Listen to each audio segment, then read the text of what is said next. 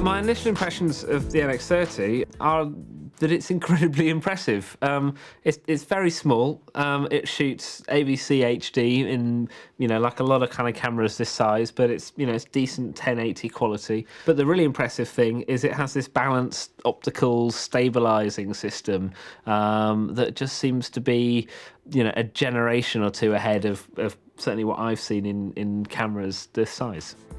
We've tried to make just a little test film to put it through its paces, and we thought, seeing as it stabilises so well, it'd be nice to try some car mount stuff. So fortunately our director has got a Caterham 7 little sports car, so we've tried mounting it at a few different points on the chassis and bodywork, and we would expect with the sort of non-stabilised camera to get an interesting dynamic shot just because of where the camera is, but one with quite a lot of vibration and shake and things. And actually, we set it up on the car, press record, let him drive off and come back, and we looked at the footage, and it was genuinely shocking how stable it was.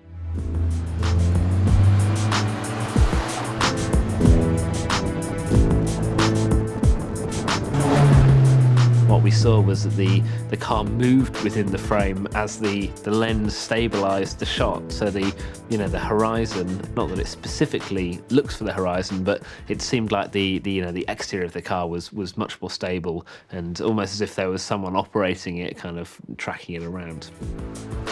For me, I would use this as an additional sort of effects camera or a crash camera, certainly mounted on cars. It worked excellently, so I can imagine other moving vehicles would be great. I can imagine using this, giving it for documentary stuff. You could give this to, in on-screen talent, and they could use it for stuff. The stabilisation would make the shots look really nice. And as a sort of, more on the prosumer side, it's got all the proper audio inputs and a reasonable amount of manual control. So I think it would slot nicely into shoots with bigger cameras as a sort of additional specialised camera. The other thing we were really impressed by, I've never seen on anything actually, is it's got this Pico projector built into the front, so you can project stuff that you've shot. It won't do live, but for reviewing stuff, it's really fun actually. We were impressed by how effective it was. Reviewing the stuff in the pub after the shoot, it's a lot of fun. It's quite remarkable actually how effective it is. It's surprisingly bright in a darker room, and there's just a way of trying it out. So I had a lot of fun with it.